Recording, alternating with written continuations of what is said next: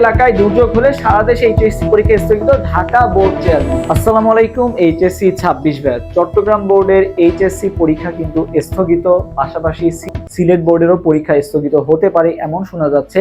তাহলে বাকি বোর্ডগুলোর কেন স্থগিত হবে না? আজকের এই ভিডিওটা আমি বলবো তোমরা সবাই একটু শেয়ার করে দিবা, যাতে বাকিরাও জানতে পারে কেন আসলে অভিন্ন প্রশ্নপত্রে এক্সাম হওয়াটা জরুরি, বা অন্যান্য বোর্ডেরও আসলে পরীক্ষা না হওয়াটাই বলা যায় যে সবচেয়ে ভালো ডিসিশন। এবং এই যে সকল বোর্ডে যে একই সাথে পরীক্ষা হবে বা একই প্রশ্নে পরীক্ষা হবে, এটা কিন্তু ঢাকা বোর্ডের চেয়ারম্যান নিজেই বলছিলেন যে কোনো একটা এলাকায় যদি এরকম প্রাকৃতিক দুর্যোগ দেখা যায়, সেক্ষেত্রে আমরা সারা বাংলাদেশেরই পরীক্ষা বন্ধ রাখবো আর কি। আমি যদি একটু তোমাদেরকে নিউজগুলো দেখাই, যেমন এটা আজকের নিউজ, প্রথম আলো বলছে যে চট্টগ্রামের আগামীকালে এইচএসসি পরীক্ষা স্থগিত। তারপর ডেইলি ক্যাম্পাসও সেম কথা বলছে যে চট্টগ্রাম বোর্ডে শনিবার এইচএসসি পরীক্ষা স্থগিত। এটা আজকের নিউজ, আজকে থেকে 10 দিন আগে 30 জুনের যে নিউজে এখানে কি বলা হয়েছে দেখো, ডেইলি ক্যাম্পাসের নিউজ।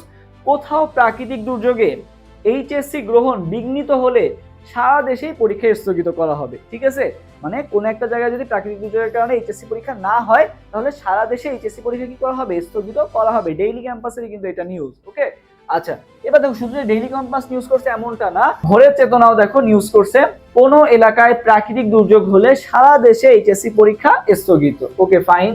এরপর দেখো সময়ের আলো নিউজটা একটু যদি লক্ষ্য করো, কোন এলাকায় দুর্যোগ হলে সারা দেশে এইচএসসি পরীক্ষা স্থগিত, ঢাকা বোর্ডের চেয়ারম্যান নিজেই কিন্তু এই কথা বলছেন।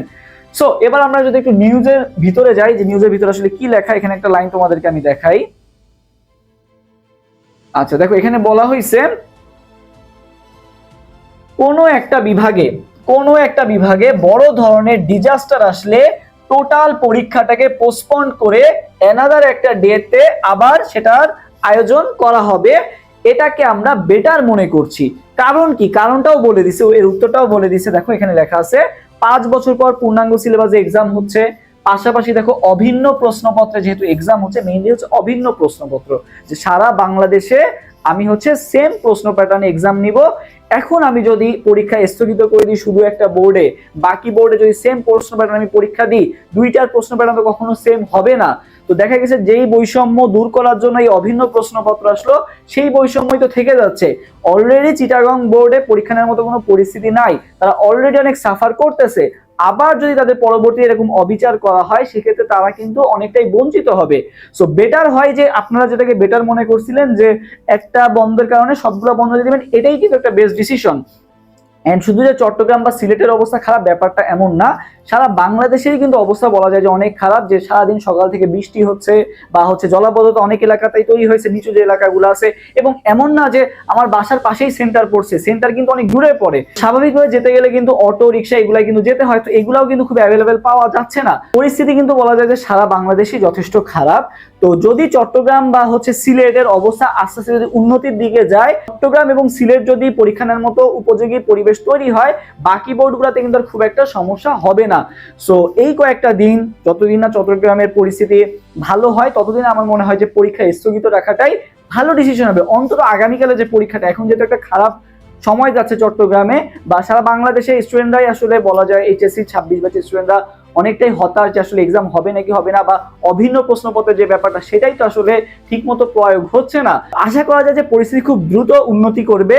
কিন্তু তার আগে এই যে আগামীকালের পরীক্ষা তো অলরেডি বলা যায় বেশি সময়ও নাই। সো ডিসিশনটা যদি দিতে হয়, দ্রুত ডিসিশন দেওয়াটাই বেটার হবে, এবং সারা বাংলাদেশে যাতে একই প্রশ্নে পরীক্ষা হয় এবং এই যে বৈষম্যটা সেটা যাতে দূর করা হয়, তাহলেই আর কি বলা যায় যে এই যে পরীক্ষাটা সেটা কিন্তু আসল যে উদ্দেশ্যটা অভিন্ন প্রশ্নপত্রে সেটা কিন্তু সার্থক হবে।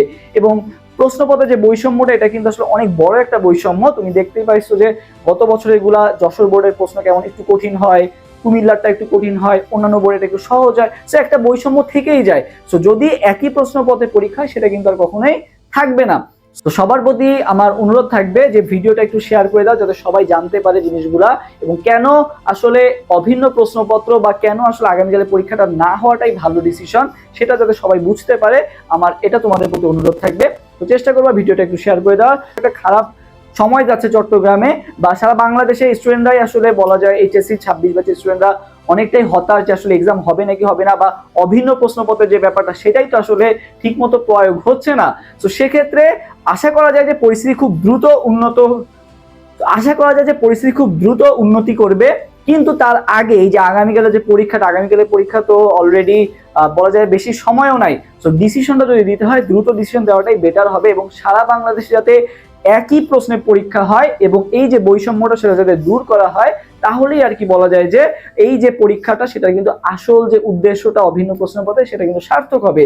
এবং প্রশ্নপত্রে যে বৈষম্যটা এটা কিন্তু আসলে অনেক বড় একটা বৈষম্য। তুমি দেখতেই পাইছো যে গত বছরের গুলা যশোর বোর্ডের প্রশ্ন কেমন একটু কঠিন হয়, কুমিল্লারটা একটু কঠিন হয়, অন্যান্য বোর্ডে একটু সহজ হয়, সো একটা বৈষম্য থেকেই যায়। সো যদি একই প্রশ্নপত্রে পরীক্ষা হয় সেটা কিন্তু আর কখনোই থাকবে না। সো তো সবার প্রতি আমার অনুরোধ থাকবে যে ভিডিওটা একটু শেয়ার করে দাও যাতে সবাই জানতে পারে জিনিসগুলা, এবং কেন আসলে অভিন্ন প্রশ্নপত্র বা কেন আসলে আগামীকালের পরীক্ষাটা না হওয়াটাই ভালো ডিসিশন সেটা যাতে সবাই বুঝতে পারে, আমার এটা তোমাদের প্রতি অনুরোধ থাকবে। তো চেষ্টা করবা ভিডিওটা একটু শেয়ার করে দেওয়া। সবার জন্য অসংখ্য অসংখ্য দোয়া থাকলো। তো সবার জন্য শুভকামনা থাকলো। আর তোমরা একদমই টেনশন করো না, পড়তে থাকো, আর কি পড়তে থাকলে তো সমস্যা নাই, তোমরা পড়তে থাকো।